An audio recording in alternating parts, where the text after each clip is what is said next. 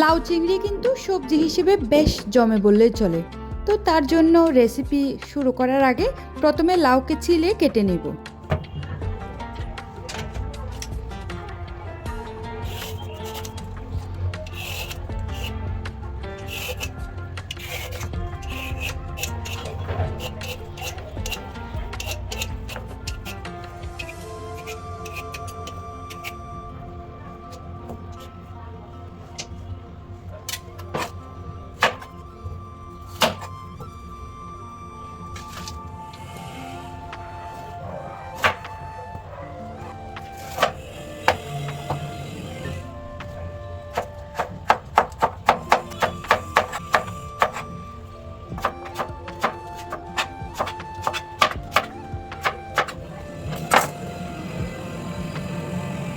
এখন রান্নার জন্য চুলার মধ্যে একটা পাতিল দিয়ে দিলাম, এর মধ্যে তেল দিয়ে দিয়েছি, দিয়ে দিলাম আস্ত জিরা, তারপরে পেঁয়াজ দিব, তাই কেটে নিচ্ছি।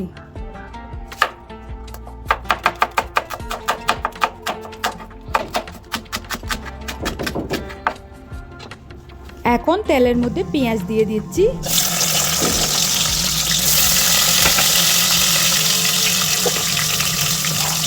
দিয়ে দিব 1 চামচ রসুনের পেস্ট, এরপরে দিয়ে দিব এখানে কেটে রাখা টমেটো। সব কিছুকে তেলের মধ্যে ভেজে নেব।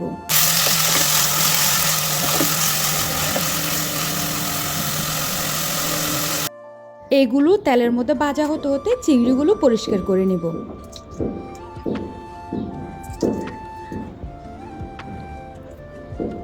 এখন চিংড়িগুলোও দিয়ে দিব।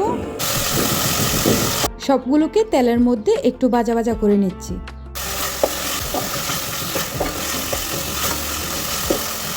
ভাজা হয়ে গেলে দিয়ে দিব হলুদের গুঁড়া এবং মশলা, তার সাথে দিচ্ছি পরিমাণ অনুযায়ী লবণ। আবারও আমি তেলের মধ্যে নেড়ে চেড়ে ভেজে নিচ্ছি, চিংড়ির সাথে সব মশলা যেন ভালোভাবে কষানো হয়।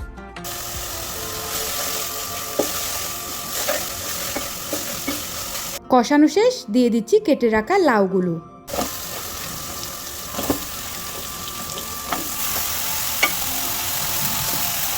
এখন মশলার সাথে লাউগুলোকে ভালোভাবে মিশিয়ে নিব।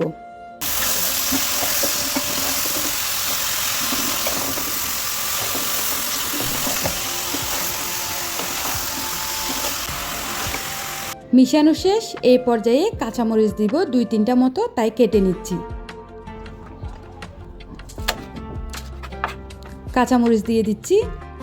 ব্যাস, এখন ডেকে রান্না করব, লাউটা যেন একটু সিদ্ধ হয়ে আসে। লাউটা অনেকখানি একেবারে একটু সিদ্ধ হয়ে আসছে। ব্যাস, এখন নেড়ে চেড়ে আবারও ডেকে রান্না করব। লাউ থেকে অলরেডি পানি বের হচ্ছে, তাই এখানে 1 ফোঁটাও পানি দিলাম না। এখন ডেকে রান্না করলেই লাউ রান্না কিন্তু কমপ্লিট হয়ে যাবে। খুবই সহজ লাউ রান্না করা। লাউটা হয়ে আসছে, দেখতেই পাচ্ছেন কতটুকু হয়েছে। এই পর্যায়ে দিয়ে দিব ধনেপাতা, তার জন্য ধনেপাতা কেটে নিচ্ছি।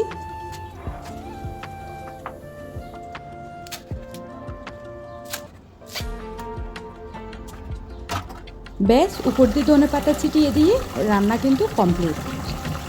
রেসিপি ভালো লাগলে লাইক, কমেন্ট, শেয়ার করে জানাবেন। তো আজকের মতো রেসিপি এতটুকুতেই আমি শেষ করতেছি। অবশ্যই পরবর্তী কোনো রেসিপি নিয়ে আপনাদের সাথে আবার হাজির হব। এই পর্যন্ত সবাই ভালো থাকবেন। আল্লাহ হাফেজ।